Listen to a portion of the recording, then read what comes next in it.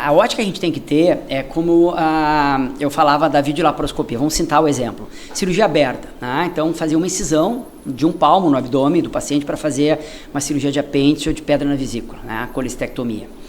A analgesia tinha que ser forte, o paciente ficava internado 2, 3 dias, podia dar complicações de infecção de ferida operatória ou abertura da incisão, que a gente chama de deiscência, custo como analgésico, etc. O que aconteceu nessa virada da cirurgia minimamente invasiva? O paciente às vezes nem internado ficava, ele fazia a cirurgia de manhã para casa de tardezinha, ele voltava às suas atividades laborais precocemente, então ele não se ausentava do serviço, menos analgésico, porque a dor era menor, não usava fios de sutura para fazer todo o fechamento da parede abdominal, e uma série de benefícios que, se tu colocasse no papel, tu ia ver que aquilo lá era muito mais barato do que a cirurgia convencional.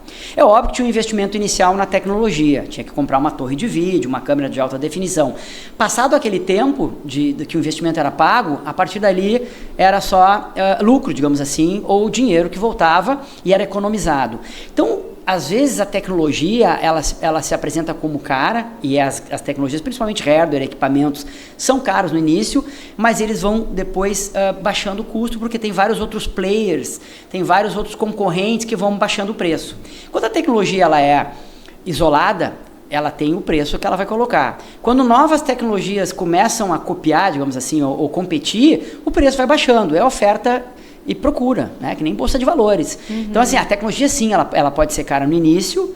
Às vezes, tu tem que fazer um trabalho na farmacologia se faz muito isso. Farmacoeconomia. Quanto é que custa um antibiótico? Quantas vidas eu posso salvar?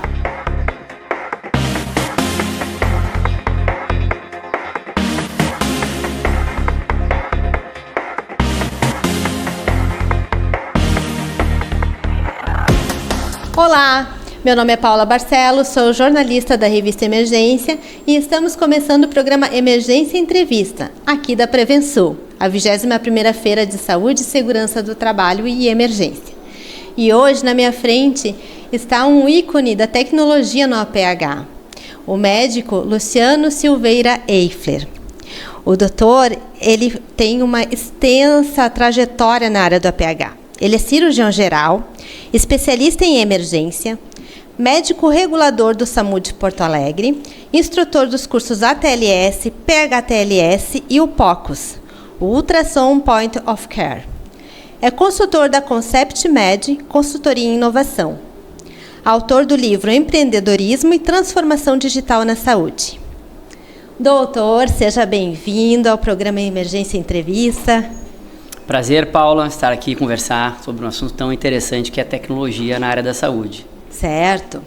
O doutor foi um dos primeiros entrevistados da revista Emergência, acho que lá em 2006, 2007, e lá já se provava uma grande paixão pelo APH, já tinha uma grande paixão pelo APH, e que continua ainda, né?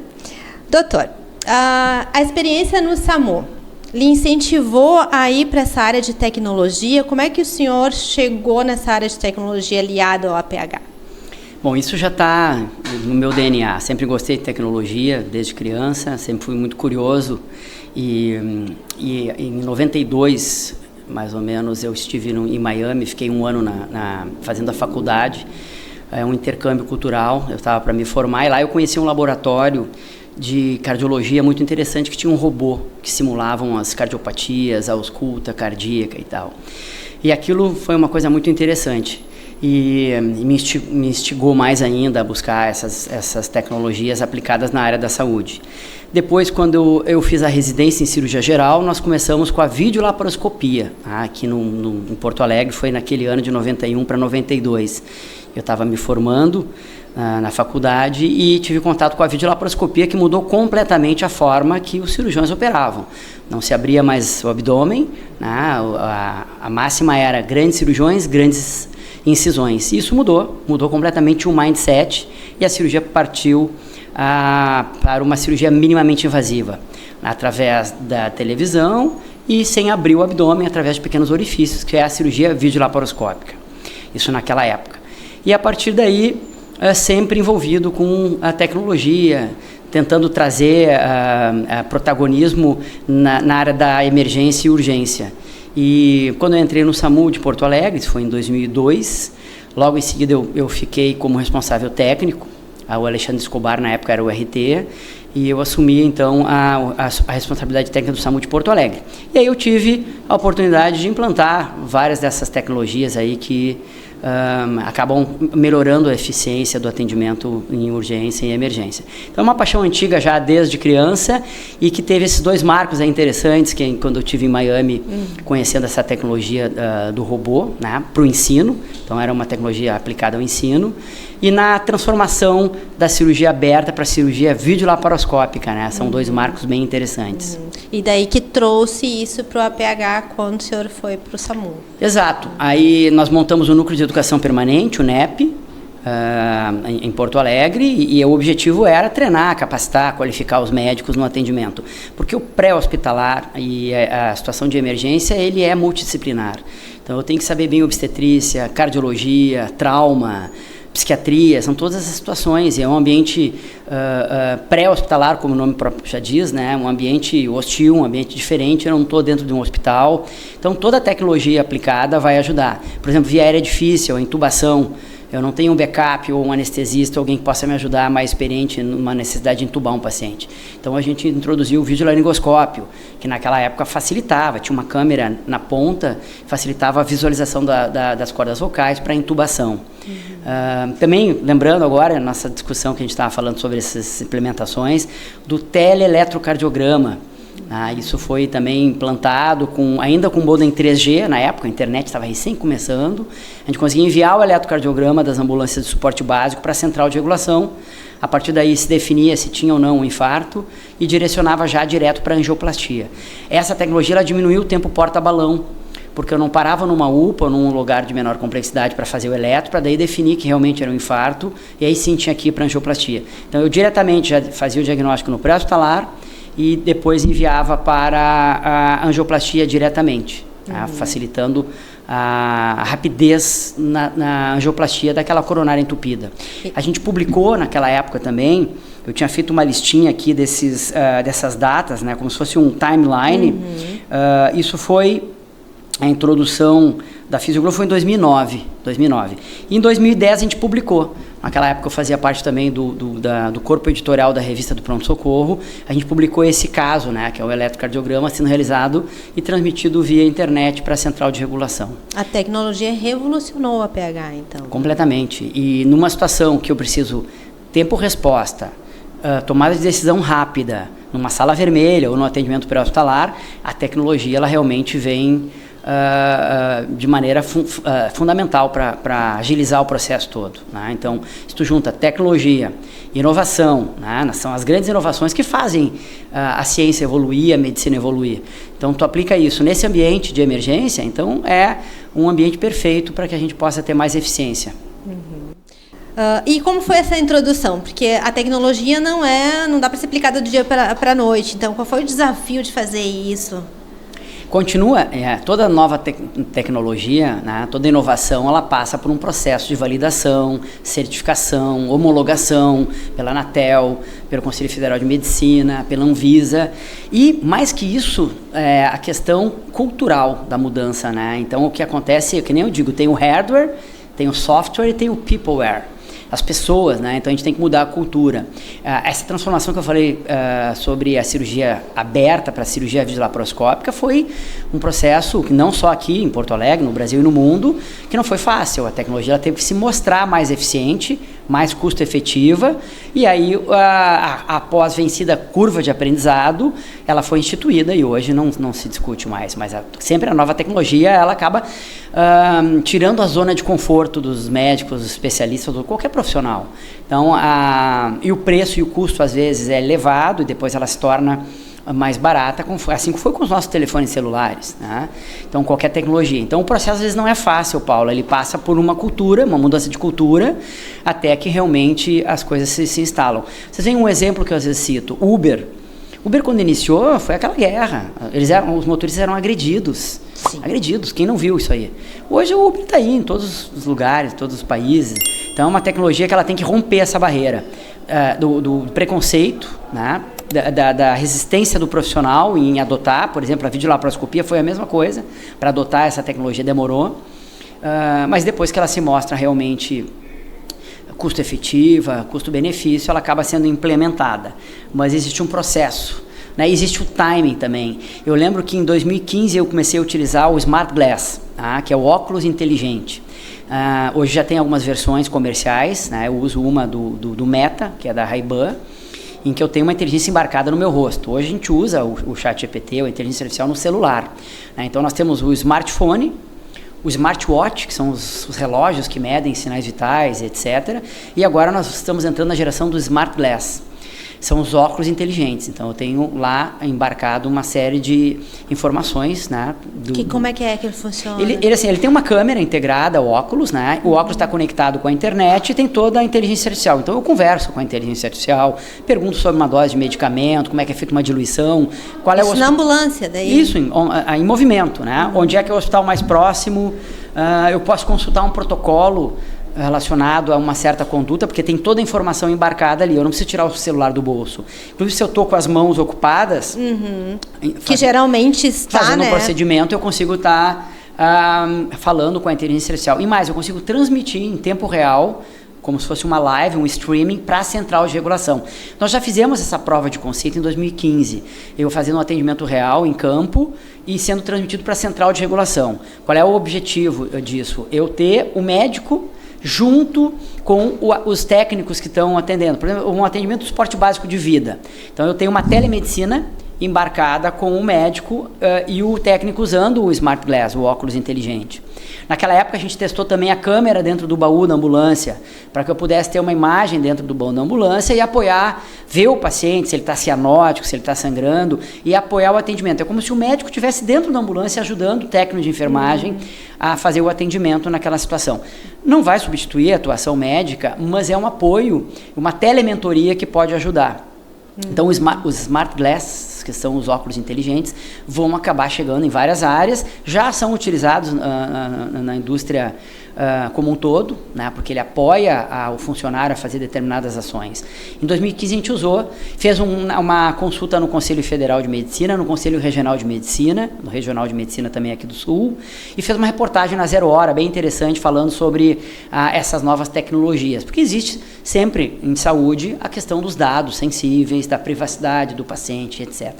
Mas a ideia é que a inteligência artificial ou essas informações podem ser usadas realmente em benefício exclusivamente naquela situação para atender o paciente. Então a gente vai ver muita coisa acontecendo. Agora nós estávamos numa mesa redonda, em que eu era um dos debatedores, falando sobre a implantação da inteligência artificial no software de regulação médica. Ou seja, toda aquela informação embarcada, ela vai ajudar o médico na tomada de decisão através dos protocolos e dos guidelines.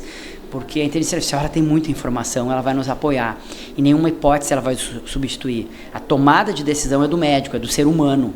Isso é novidade. Ele é o curador, isso é novidade, é um lançamento que está sendo feito. Nós estamos trabalhando já está rodando no SAMU aqui de Porto Alegre. E, inclusive, o BI, que a gente chama, que é o Business Intelligence, que é toda aquela informação que a gente tem coletada, e são milhões de informações. Imagina o SAMU do Estado regulando todos os municípios, todas as cidades, o SAMU de Porto Alegre com muita informação, tudo isso... O que ele te dá? Ele te dá localização? Tudo, te dá... tempo-resposta, localização, chegada na cena, tipologia do atendimento, áreas de calor, onde eu tenho mais atendimento de ferimentos por arma de fogo, onde eu tenho mais atendimento para convulsões, onde tem acidentes de trânsito, eu posso alimentar o sistema de trânsito para tirar ou mudar uma via, como eu citei na apresentação lá. Nós tínhamos muitos acidentes numa esquina, determinada região. Sempre tinha um acidente naquela região. O que a gente fez? Falou com os agentes de trânsito, informou sobre essa ocorrência. Eles também, impós essa informação, eles modificaram a rua. Era uma rua de 2 vias, ficou uma via única. E nós não tivemos mais acidentes naquela região. Então, essa informação toda... Ela alimenta toda uma prevenção Big Data, também. Esse Big Data que a gente chama, ele alimenta todo um relatório para a tomada de decisão e eu acabar intervindo. Né? Então, essa informação não vai ficar parada na nuvem, ela vai voltar para que a gente possa analisar esses dados. Só que daí não é um ser humano só analisando, como é muito muita informação, a inteligência artificial ela te entrega um dashboard perfeito, ela te entrega um gráfico que tu consegue perceber algumas coisas que a gente não vê. Isso se aplica também à genômica, à medicina como um todo, a melhor tratamento da medicina personalizada, por exemplo, baseada no teu DNA. Tem pessoas que não têm, por exemplo, a sensibilidade, por exemplo, à morfina. A gente vê isso na prática. Tu usa a morfina como analgésico no paciente, o paciente precisa de uma dose maior. Né? Não que ele seja um dependente, também pode acontecer dele já usar, mas às vezes não. O que nós temos aí é uma genética relacionada ao metabolismo daquela droga, assim como drogas psiquiátricas. Então, isso pode levar a uma superdosagem ou uma dosagem inferior ao que o paciente necessita para ter o efeito terapêutico. Né? Isso está sendo estudado e com a inteligência artificial é muito mais fácil entender o DNA desse paciente. Então, são coisas novas que estão acontecendo na medicina através da inteligência artificial. Esse eu acho que é o grande tema, né? Não só na saúde, no mundo todo, né? A inteligência artificial. E perfeitamente aplicável ao pH, né? Completamente, porque eu tenho muitos dados e a inteligência artificial é boa nisso. Eu tenho muitos dados, eu tenho que depurar esses dados através disso. E a gente está falando muito também da tecnologia aplicada ao serviço de APH, mas também tem a tecnologia para a sociedade, né? Por exemplo, hoje eu tenho todos os aplicativos que eu posso dizer onde é que eu estou. Também veio em benefício do paciente que usa o serviço de APH, né? Pois então, o Dr. Poa, nós estávamos falando sobre isso, né? E teve eu vou ver aqui a data que eu botei no meu timeline aqui, ó. Teve a Poa Emergência, 2013, pré-Copa do Mundo, teve uma iniciativa da prefeitura que era um hackathon. Hackathon nada mais é do que uma reunião de pessoas para desenvolver soluções, né? De software, né? A princípio, algumas aplicações relacionadas ao melhor atendimento da população. Esse hackathon a gente ficou a noite inteira lá no gasômetro, naquela área do gasômetro, não dormiu, né? Tomando Red Bull, café e fazendo brainstorms. Eu era o único médico naquela ocasião e a minha ideia era desenvolver um aplicativo. Eu não sou programador, então nós tínhamos lá uma gurizada nova lá que desenvolve, e eu coloquei então a minha ideia. Era fazer um aplicativo de georreferenciamento das UPAs e das unidades hospitalares de Porto Alegre. Pré-Copa do Mundo, o turista chegava em Porto Alegre, ele não conhecia nada, se ele precisasse uma pediatria privada, onde é que ele ia? Então basicamente o que a gente fez era um software chamado Dr. Poa, que já referenciava obstetrícia, neuro, cirurgia geral, pediatria, privado, público, média complexidade, alta complexidade. Então tinha um QR Code lá no aeroporto, o turista escaneava aquele QR Code e ele tinha um aplicativo. Foi um dos primeiros, se não o primeiro aplicativo voltado para a área da saúde e para Porto Alegre. Naquela época ainda não tinha essa avalanche de aplicativos que a gente vê aí. E para chamar o SAMU também ele era usado? Não, aquele aplicativo ele era mais voltado para georreferenciamento, onde eu podia ir, onde eu podia deslocar. Depois foi desenvolvido o aplicativo do SAMU pelo Estado também, mas naquela época a gente fez então essa iniciativa para facilitar. Então a população ela tinha benefício dessa informação através do aplicativo chamado Dr. Poa. Legal. E essas tecnologias são muito caras, são impossíveis de ser aplicadas ou demanda um custo muito alto, ou é uma questão mais de gestão mesmo, se dá um jeito para direcionar, para incentivar o uso dele, né? Sim, a ótica que a gente tem que ter é como eu falava da videolaparoscopia. Vamos citar o exemplo. Cirurgia aberta, né? Então fazer uma incisão de 1 palmo no abdômen do paciente para fazer uma cirurgia de apêndice ou de pedra na vesícula, né? A colestectomia. A analgesia tinha que ser forte, o paciente ficava internado 2, 3 dias, podia dar complicações, infecção de ferida operatória ou abertura da incisão, que a gente chama de deiscência, custo como analgésico, etc. O que aconteceu nessa virada da cirurgia minimamente invasiva? O paciente às vezes nem internado ficava, ele fazia a cirurgia de manhã para casa de tardezinha, ele voltava às suas atividades laborais precocemente, então ele não se ausentava do serviço, menos analgésico, porque a dor era menor, não usava fios de sutura para fazer todo o fechamento da parede abdominal, e uma série de benefícios que, se tu colocasse no papel, tu ia ver que aquilo lá era muito mais barato do que a cirurgia convencional. É óbvio que tinha um investimento inicial na tecnologia, tinha que comprar uma torre de vídeo, uma câmera de alta definição. Passado aquele tempo de que o investimento era pago, a partir dali era só lucro, digamos assim, ou dinheiro que voltava e era economizado. Então, às vezes a tecnologia, ela se apresenta como cara, e as tecnologias, principalmente hardware, equipamentos, são caros no início, mas eles vão depois baixando o custo, porque tem vários outros players, tem vários outros concorrentes que vão baixando o preço. Quando a tecnologia ela é isolada, ela tem o preço que ela vai colocar. Quando novas tecnologias começam a copiar, digamos assim, ou competir, o preço vai baixando, é oferta e procura, né? Que nem bolsa de valores. Então, assim, a tecnologia, sim, ela pode ser cara no início. Às vezes, tu tem que fazer um trabalho na farmacologia se faz muito isso. Farmacoeconomia, quanto é que custa um antibiótico, quantas vidas eu posso salvar, né? Por exemplo, assim, uma pneumonia e usar o antibiótico. Eu tenho uma história muito interessante do meu avô. Meu avô médico, Dr. Edgar Eifler, meu pai também médico. E naquela época, o meu avô foi um dos primeiros a trazer a quemicetina, se eu não me engano, que era um antibiótico para usar na pneumonia. Naquela época, os pacientes morriam de infecção pulmonar. E aí ele mandou trazer esse remédio que veio dos Estados Unidos, através dos aviões da Varig, né, da antiga Varig. E aí se começou a usar aquela quemicetina para infecções pulmonares, né, e pneumonias. E aí o resultado foi fantástico, já era uma medicação que estava sendo usada fora do país. Então, essa é a dinâmica do valor, né, do custo-benefício da efetividade. Quantas vidas eu posso salvar, qual é o tempo de intervenção que eu vou encurtar, e se eu vou botar no papel uma tecnologia que vai me fazer encurtar o tempo porta-balão, fazer uma angioplastia e salvar aquele paciente que vai ficar sequelado, uma trombólise no acidente vascular cerebral, em que um jovem ou um adulto jovem pode ficar acamado e a partir daí ele vai voltar a trabalhar porque aquela tecnologia salvou ele. Então é super relativo em relação a isso. Mas na introdução as tecnologias realmente elas são um pouco mais caras, porque teve um investimento inclusive da empresa, e logo mais elas começam a desmonetizar, como a gente chama, e ficar mais popular. O exemplo é o smartphone, que custava muito caro. Hoje tu vai ali no shopping center e compra um smartphone por um preço muito mais baixo do que era. Eu penso no SAMU, que talvez toda a rede de urgência e emergência, eu não sei se é o que ganha mais investimentos ou não, né? Então talvez para o SAMU não seja tão acessível. Não sei, estou pensando assim nessas. Quais tecnologias tu fala? Essas tecnologias que venham para facilitar, né, a salvar vidas, né, essas tecnologias mais caras. Algumas que eu posso citar assim, ao longo dessa trajetória de 2002 para cá. Tá?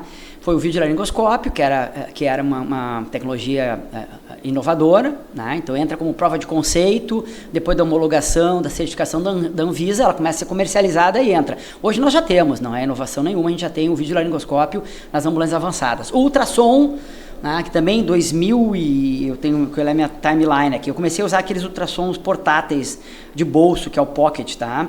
Naquela época, para facilitar o diagnóstico, definir um diagnóstico precoce, né? Naquela época, isso foi em 2016, tá? 2016, ultrassom point of care de bolso, aqueles que a gente transmitia para o celular. Eu comecei a usar o equipamento naquela época. Hoje a gente já tem ultrassom nas ambulâncias também. E mais ainda, agora nós temos ultrassom com IA, com inteligência artificial. Inclusive, eu participo de um projeto do FINEP de pesquisa, junto com alguns desenvolvedores, em que a gente está treinando, através do machine learning, que é o aprendizado de máquina, o software do ultrassom para identificar, por exemplo, algumas estruturas anatômicas.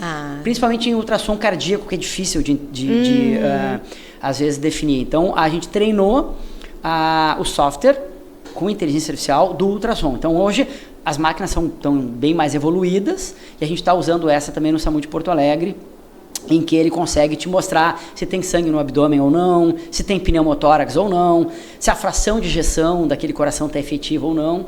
Né? Então, existe também a IA embarcada no hardware, né? no ultrassom. Então, videolaringoscópio, o autopulse, que começou também. Hoje nós temos o Lucas, que é um modelo diferente, que é um compressor, ajuda muito isso na compressão torácica. Todas as ambulâncias estão equipadas com o Lucas, né, que é um compressor, ele é um robô, um compressor mecânico, que faz as compressões torácicas e facilita muito o atendimento das equipes. Ele é muito bom para aeromédico, pré-hospitalar e serviços de hemodinâmica, que tem muita incidência de parada cardíaca, etc.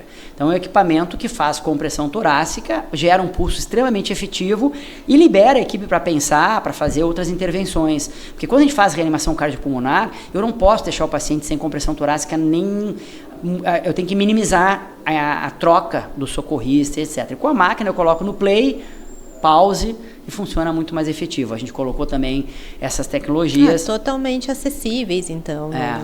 E outro caso interessante é as câmeras da EPTC. Olha que interessante. Naquela época a gente estava com o núcleo de educação permanente, a gente treinava também os agentes de trânsito. Então a gente foi treinar as equipes dos agentes de trânsito, que eram os que atendiam juntamente, às vezes, com as equipes de socorro, ou que estavam na ocorrência até antes dos acidentes das equipes de socorro chegarem. Nós fizemos o treinamento deles em primeiros socorros, né? Então foi um projeto legal que expandiu, digamos que o treinamento não só para as equipes médicas, socorristas, condutores e técnicos, enfermeiros, mas para os primeiros respondentes, que eram os agentes de trânsito. E lá eu conheci o centro de comando, que é aquela video wall, com aquela parede, com todas as câmeras de trânsito e as câmeras da guarda municipal, que eram umas câmeras que estavam nas praças públicas, etc. Eu olhei aquilo e disse, olha, isso aqui é absolutamente perfeito para nós. Porque naquela época, a gente regulava só ouvindo. Então, como é que funciona a regulação? A pessoa pede socorro pelo telefone 192 e diz, olha, eu estou aqui com um paciente acidentado, uma queda de moto. Para o regulador que está só ouvindo, que nem eu brinquei, eu tapava os olhos assim, a gente ficava tentando perceber qual era a gravidade, o que houve. E aí eu ficava tentando extrair aquela informação do leigo. Aí o leigo apavorado, assim, manda logo a ambulância, ele está grave, mas eu tinha que definir. Não conseguia nem dizer o que Não conseguia nem dizer o endereço, às vezes, né? A gente tinha que acalmar e tentar trabalhar eles. E aí eu tentava extrair a gravidade. Está sangrando muito?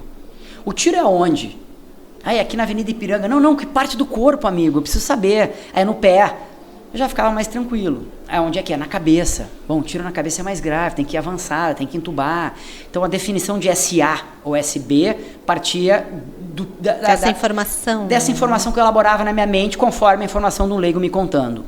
Daqui a pouco, Paulo, eu conseguia ter uma câmera em alta definição, ali naquele cruzamento, por exemplo, da Goethe ali com a Silva Só. Sim. Com a Ipiranga, que tem muito acidente por ali. Uma câmera de alta definição e eu olhava, eu conseguia enxergar o acidente, eu conseguia voltar a imagem em câmera lenta e ver quem bateu em quem. Isso se chama cinemática do trauma. Qual a gravidade, eu conseguia ver a cabeça do paciente batendo no chão, ou ele sendo projetado 15 metros adiante. Então isso mudou o jogo. Eu consegui agora enxergar. E o meu slogan naquela época, quando eu criei essa...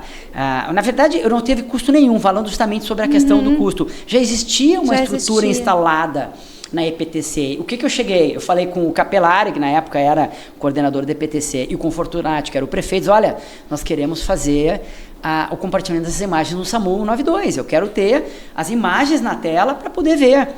E aí nós começamos a acumular uma série de casos interessantes, vendo a gravidade da cena, tomando decisão melhor, inclusive algumas situações que a gente via que às vezes o pessoal, umas situações clínicas, o pessoal acabava levando, e não ligava para cancelar a ambulância, por exemplo. Eu conseguia poupar a ambulância porque eu via algumas situações dessas. E a gente via a gravidade da cena, dava o zoom, apoiava as equipes, inclusive fazia auditoria, como se fosse um Big Brother. A gente conseguiu uma capa da 0 Hora.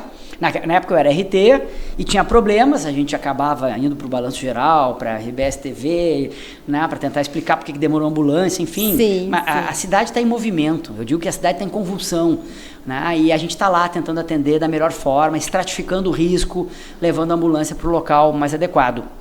E com as câmeras a gente conseguia ver, então é como se fosse um Big Brother, a gente conseguiu uma capa inteira de jornal, porque os repórteres que me demandavam quando tinha coisa ruim, eu disse, olha, eu preciso também fazer uma mídia positiva, que a gente tem muita coisa boa para mostrar. E aí conseguimos uma capa que o título era Big Brother, SAMU Porto Alegre. Porto Alegre. E a gente tinha daí essas câmeras que foram instaladas na central do SAMU e também lá no centro de comando do SEIC.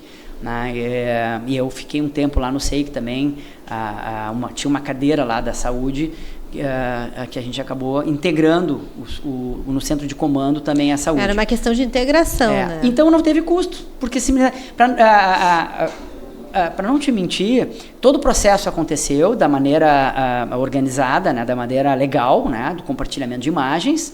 O pessoal entendeu que o SAMU podia ter benefício disso aí, porque quando tem um trânsito pesado, é porque tem alguém no chão, um motoqueiro acidentado, e aí a gente começou a compartilhar. Então foi muito tranquilo esse compartilhamento de câmeras. A gente treinou os nossos radiooperadores para abrir a câmera e mostrar para o médico, olha aqui, aquele acidente que tu regulou está lá na tela, dá uma olhada lá. E aí tu via, e a gente conseguia daí acompanhar as equipes atendendo. Se ele botou o colar cervical de maneira adequada ou não. Então a gente dizia assim, sorria, você está sendo filmado. A ideia, na verdade, era justamente agregar, melhorar, corrigir, com certeza, ajustar. Então isso foi um ponto muito interessante que também, na minha época, eu tive muito orgulho de introduzir, né? E nós não gastamos nada. Para terminar o raciocínio que eu estava fazendo, faltou um cabo de HDMI. Nós precisávamos um cabo de HDMI longo, de 5 metros. Eu fui ali no centro, comprei o cabo de HDMI, pluguei, disse, vamos botar para funcionar isso aí. E aí funcionou. Legal. Então, no centro de comando, a gente conseguia ver as imagens. E está ainda hoje operando? Sim, está operando. Nós temos hoje as imagens. Então, o slogan era essa. O SAMU só ouvia, agora você pode ver.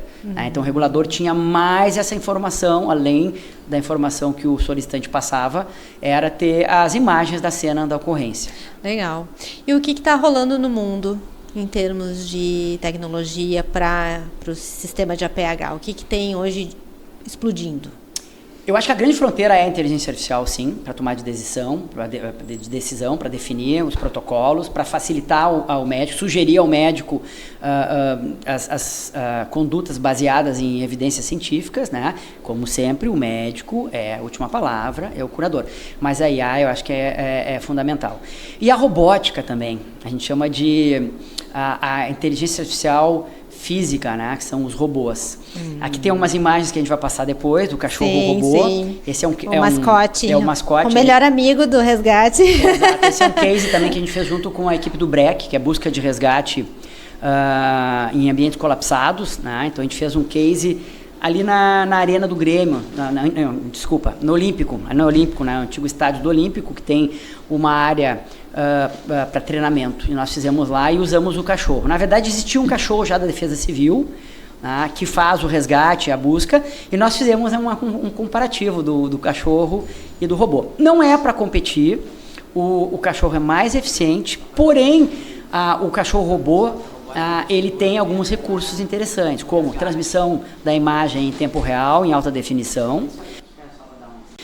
Ele tem acoplado uma câmera térmica que pode me mostrar vítimas, porque as vítimas que estão vivas, elas estão quentes. Então a câmera térmica, ela mostra nos escombros uma área de imagem de alguma vítima que está por lá. O cachorro vai pelo faro, o robô pode ver pela imagem.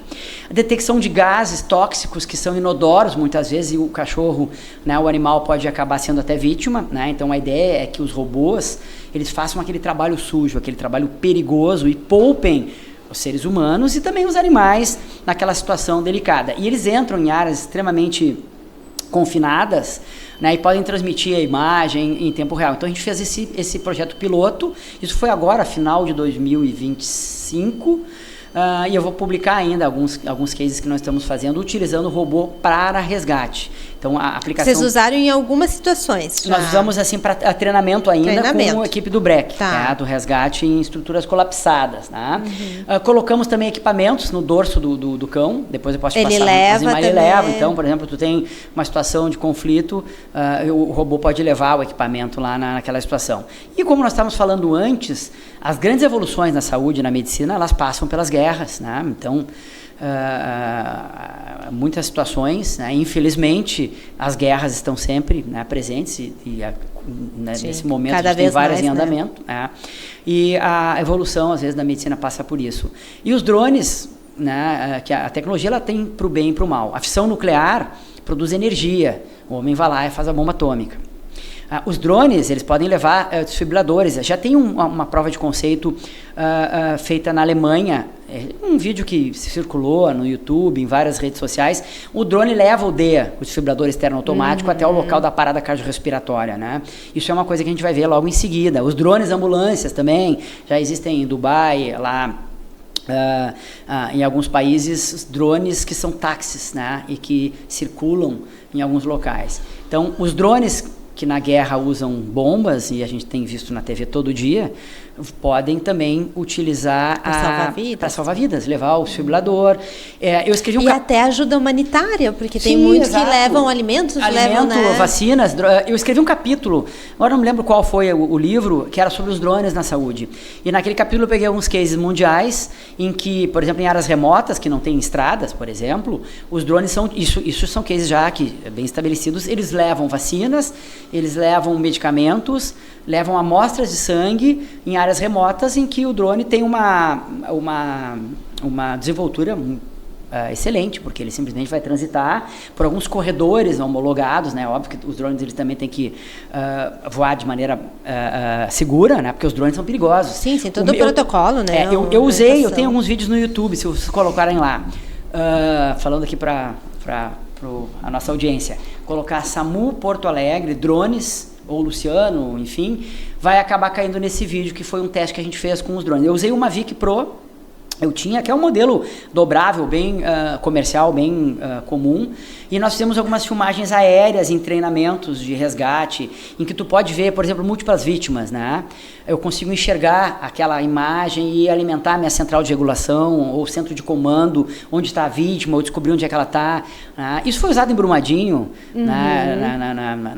nas barragens. Então, os drones eles também estão cada vez mais presentes para busca, resgate e salvamento. Né? Então, hoje já está mais comum, mas naquela época era uma novidade. A gente adesivou, inclusive, com o SAMU e fez algumas provas de conceito com os drones. Né? Eles trazem segurança também para as equipes, né? Porque eles não precisam estar na cena, né? Então, exato. Traz muita segurança. E, doutor, fala um pouquinho sobre o POCUS. Né? Hoje o senhor tem feito bastante treinamento, bastante curso sobre isso. O que é o POCUS? Onde ele surgiu? Muito bem. O POCUS é Point of Care Ultrasound, né? Então é um ultrassom realizado na beira do leito, dentro do helicóptero, na ambulância, no ambiente de guerra, dentro dos escombros lá do desabamento. Ele é uma ferramenta em que o médico pode definir diagnóstico, definir condutas, identificar se está sangrando no abdômen ou não, se aquele choque, aquela pressão baixa, aquela hipotensão significa sangramento no abdômen ou um infarto agudo do miocárdio, se a dispneia, falta de ar, é edema agudo de pulmão, um foco de pneumonia ou um pneumotórax. Me ajuda a guiar procedimentos, por exemplo, um acesso difícil, eu não preciso usar a intraóssea. A intraóssea, a máscara laríngea, a gente colocou naquela época, como a gente já falou aqui no SAMU de Porto Alegre. Então, eu consigo achar um acesso vascular através da ultrassonografia. Então eu não estava enxergando e agora eu consigo enxergar a veia e entrar com segurança dentro da veia. Os enfermeiros treinados podem utilizar o ultrassom nesse sentido para acesso periférico. Então o ultrassom é uma revolução. O que mudou de lá para cá é que o aparelho era restrito à radiologia, máquinas grandes em que o radiologista fazia. Isso mudou numa publicação do New England Journal of Medicine, mostrando o que é o ultrassom point of care. É para o médico emergencista, o médico que está na sala vermelha, o médico socorrista que está fazendo aeromédico, que está dentro da ambulância do SAMU, definir uma conduta, definir um diagnóstico rápido. Então o ultrassom ele passou a ser o estetoscópio do século XXI. Né? Então ele é utilizado para médicos, também em algumas situações, como acesso que eu falei por enfermeiros, para o diagnóstico rápido e preciso, tomar decisão. Exato. Então eu consigo enxergar muito mais. É uma ferramenta que me mostra muito mais. Então se difundiu o mundo afora, o POCUS, e existem vários cursos. Eu já dou há mais de 10 anos curso de ultrassom point of care. Eu sou instrutor do ATLS e do PH, que a minha grande paixão sempre foi urgência e emergência. Eu fiz cirurgia geral e depois cirurgia do trauma. A partir daí já comecei com os cursos do ATLS e do PH. A gente inclusive trouxe o PH-ATLS para Porto Alegre. Eu e o Rogério Schneider, a gente foi fazer em São Paulo o curso, trouxe o curso para Porto Alegre, o PH-ATLS. Só que muito tempo fazendo o curso do ATLS e do PH, eu tive uma nova paixão que é o POCUS. Esse é um curso que pode ser realizado em um dia, hands-on, né, totalmente prático, com algumas intervenções teóricas, né, objetivas, e que o aluno já pega o aparelho de ultrassom e já começa a ver, já começa a treinar. Nós usamos manequins, que são os acadêmicos de medicina, na grande maioria das vezes, né, e existe inclusive um equipamento que eu conheci e trouxe para cá também, que é o Sonosim, que é um simulador de ultrassonografia que simula patologias. Então ele tem um probe que é o transdutor, né, fake, que tem um acelerômetro. Eu consigo, através de um software, simular sangue no abdômen, insuficiência cardíaca, pneumotórax. Mesmo isso para treinamento também. Para treinamento, né? Então, o POCUS é a revolução. Tá? Hoje ele está nas emergências, nas UPAs, no pré-hospitalar, no aeromédico, nos hospitais, né, como praticamente uma extensão do exame físico. Tá? Então, tu examina o paciente com ultrassom.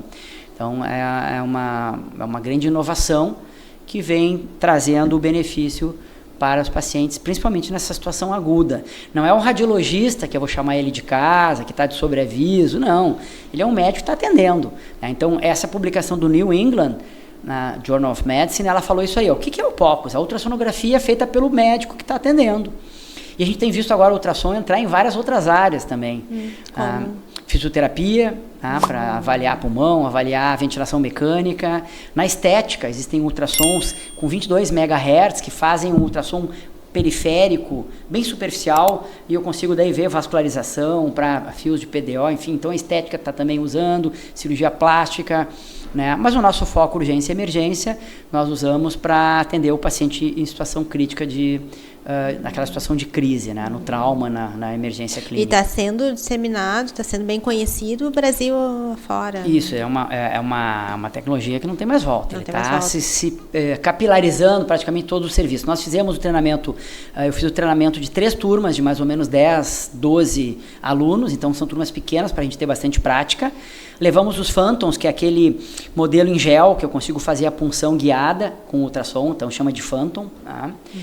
Fizemos 3 turmas, então foi bem legal. Nós treinamos praticamente 35 médicos do SAMU com 3 edições de treinamento Point of Care. Legal. Aí eu tive o privilégio de ser o instrutor de todos os colegas, alguns já com experiência, outros recém-iniciando, né? Porque a ferramenta está disponível no serviço, então não adianta largar a tecnologia ali, a gente tem que treinar e capacitar para usar da melhor forma possível. Como eu digo, não adianta uma Ferrari de tanque cheio, eu preciso de um piloto que saiba pilotar essa Ferrari. Não, com certeza. Com tantos anos de SAMU, quantos anos dá total? Pois então, comecei em 2002. Agora ano que vem eu já estou começando a encaminhar a aposentadoria. Exatamente. Né? Mas vou continuar ativo, né? Porque essa realmente sempre foi a minha grande paixão, a urgência e a emergência, não só no pré-hospitalar quanto no intra-hospitalar. Qual é a avaliação que o senhor faz assim, da evolução como um todo do SAMU, do quando o senhor começou lá atrás, olhando para trás, para hoje? São várias tecnologias emergentes, eu acho que a gente vai ver muito mais coisa. Eu acho que o destaque realmente é a inteligência artificial, a robótica, o próprio compressor torácico, são equipamentos robóticos que fazem a compressão torácica. Essas tecnologias, elas ajudam as equipes a atender, mas eu quero deixar claro justamente isso, né? O fator humano, o ser humano, a empatia de atender um paciente em situação grave, entender o sofrimento da família, entender essas situações que são muito mais humanas do que qualquer outra tecnologia, isso sempre tem que estar em primeiro plano, né? Mas o que eu vejo justamente é isso, a inteligência artificial apoiando e deixando o ser humano ser mais humano. Então aquele trabalho de números, aquele trabalho às vezes burocrático, aquele trabalho repetitivo, ele é feito pelo software, pela máquina, e a gente consegue daí ter ser mais humano, né? O ser humano vai ser mais humano porque vai ter mais tempo para fazer o que ele melhor faz, que é ter essa empatia, ter esse olhar.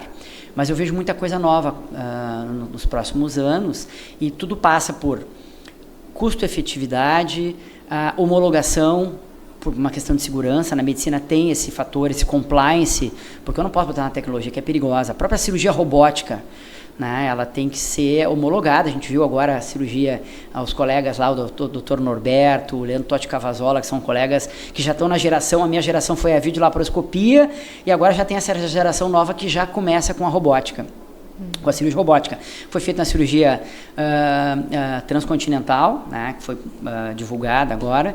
Então, esse hardware, essa máquina, ela tem que ser homologada, ela tem que ser certificada pelos órgãos que certificam, validada para que ela seja segura e a partir daí ser implementada. Então, tudo passa por custo-efetividade, custo-benefício, homologação e capacitação e treinamento das ferramentas novas para que elas possam ser melhor utilizadas.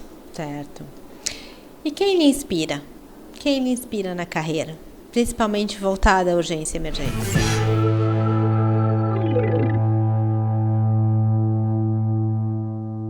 Meu pai me inspirou sempre, né? Na medicina. Ele foi um médico radiologista já falecido, um dos pioneiros da radiologia aqui no estado. E eu, quando criança, eu ia lá no departamento de radiologia, ficava com os técnicos lá acompanhando, né, o raio-x, aquela imagem do corpo humano. Isso aí também foi uma coisa que me instigava muito. Então meu pai sempre me inspirou porque ele estudou a vida inteira. Ele se formou em 1956. Meu avô também, médico, foi um pioneiro na introdução do antibiótico, como eu já citei aqui na entrevista aqui no Brasil. E são pessoas que fizeram a diferença e que me inspiraram. Meu pai sempre estudando, sempre se capacitando, se qualificando. Como eu digo para os meus alunos, se tu faz o update do teu software, do teu iOS, ou do Android, do teu celular, tu tem que fazer o update da tua informação. Então meu pai sempre estava lá estudando, vendo as novas tecnologias, a virada da radiologia analógica para digital ele acompanhou, né? A mamografia, tudo isso foi uma inspiração para mim. E nós escrevemos um livro aqui para complementar, um livro chamado O Novo Mindset Médico, o Mindset com 7, né? Porque são 7 médicos que todos são empreendedores, gostam de inovação, cada um com a sua startup, cada um com o seu projeto, né? Então são colegas que se reuniram e nós fizemos esse livro, escrevemos esse livro chamado Novo Mindset Médico, Inovação e Empreendedorismo na Saúde. Eu estava naquela época acabando meu MBA de inovação, que foi um sanduíche que eu ficava em Porto Alegre, São Paulo, fazendo, e nós nos reunimos para fazer o livro. E nós lançamos pela ArtMed, né? Tem na forma digital, que pode ser adquirido pela Amazon, por exemplo, na forma digital, ou na forma de impressa, né? Que fala sobre a biografia de cada um, né? Da inspiração que cada um teve ao longo da vida e quais são as inovações, as implementações na sua área. Então é o Novo Mindset Médico. Quem tiver interesse em conhecer, né, comprar o livro, é só colocar lá o Novo Mindset Médico. Lá está um pouco de tudo que o senhor falou aqui. Exatamente, lá tem mais ou menos essa história e a história dos outros colegas também falando sobre as implementações que ele tem. Então tem o Salvador Gulo, que foi para a Califórnia, desenvolveu a Safety for Me. É uma solução para a segurança do paciente. Tem o David Sena, cirurgião plástico, que tem uma empresa também de desenvolvimento de tecnologias, desenvolveu um software. O Cristiano Engler, que trabalhou muito com Venture Capital e investimento foi também meu discípulo na época, com as inovações. Ele fez um plantão comigo um dia como doutorando e a gente atendeu uma capotagem ali na Mostardeiro, ali perto do Parcão. Tivemos que entubar e tal, e ele sempre me fala que ele nunca esquece aquele episódio do atendimento. No meio da madrugada, ele estava como doutorando acompanhando o atendimento. Nós temos a Alessandra Morelli, oncologista, que tem um software também desenvolvido para paciente oncológico. O Carlos Eurico Pereira, pneumologista, empreendedor, fala sobre carreira médica. E trazendo esse olhar de como gerir a sua carreira médica, né, e ter sucesso, enfim. Então, esse livro é bem interessante. Ele inspira, né, os novos médicos. Traz novidades. E os médicos antigos também que querem se atualizar. Né, então, o Novo Mindset Médico. Certo. Para fechar, algum recado final para os profissionais da área de urgência e emergência? O recado eu acho que serve para todas as áreas, né? Tu tem que ser apaixonado pelo que tu faz, né? Não adianta, não funciona se tu não gostar do que tu faz, né? Se o teu emprego está pesado, se o teu emprego é difícil e tu não está satisfeito, tem que procurar outra área e ser feliz. Isso está num discurso do Steve Jobs, é um discurso que ele deu em Stanford para os formandos, falando da trajetória dele, que ele tinha uma missão e tal. Steve Jobs foi, eu acho que, um dos grandes nomes que quando fala em tecnologia, um visionário, um inovador. E ele deu aquela palestra que vale a pena ver também, sobre a paixão, né, a dedicação daquilo que tu gosta, né? E urgência, emergência, trauma, tem que ter o DNA, tem que ter o gosto, porque bichinho, realmente, né, é difícil, tem que ser picado, é pesado, mas que tem uma gratificação no momento que a gente salva os pacientes, que a gente minimiza complicações, tem uma satisfação grande em relação a isso, mas tem que ter o perfil, né? Então não dá para tentar forçar talvez uma vocação que o indivíduo não esteja. Então o recado é esse: vai atrás do que tu gosta. Se tu não gosta de atendimento na rua, o atendimento de urgência e emergência, não gosta de ver sangue, né? Então tem que procurar outra área. E eu posso, por exemplo, no desenvolvimento de TI, eu posso ser médico, mas utilizar todo esse meu conhecimento, essa minha expertise das ruas, do atendimento, para o desenvolvimento de novas soluções. Então, eu posso, junto com novos desenvolvedores, desenvolver. É assim que funciona a inovação, aproveitando aquela bagagem das ruas e desenvolvendo novas coisas relacionadas a isso. Esse é o caminho, acho que todo o médico antigo que passou por isso, assim como o jogador acaba virando técnico, vem dos campos para o treinamento, utilizando aquela bagagem, é a mesma coisa. Os médicos antigos que estão se aposentando, eles podem usar toda essa... Imagina quanto esse conhecimento para alavancar mais ainda o que tem de novo que está chegando. Exatamente. Mas é paixão pelo que se faz. Muito, muito obrigada. Foi esclarecedor, foi legal, né, ver sua trajetória e ver que o senhor continua aí firme, sendo inovador.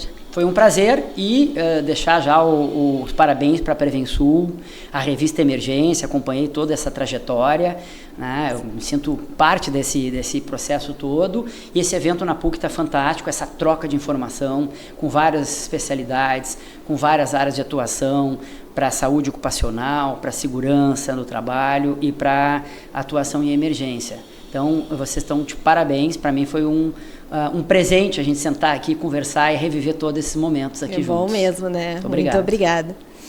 Esse foi a Emergência Entrevista, direto da Prevensul. Conversamos com o Luciano Weifler, deu para ver a paixão dele pelo APH, pelas inovações tecnológicas. E a gente se vê no próximo programa.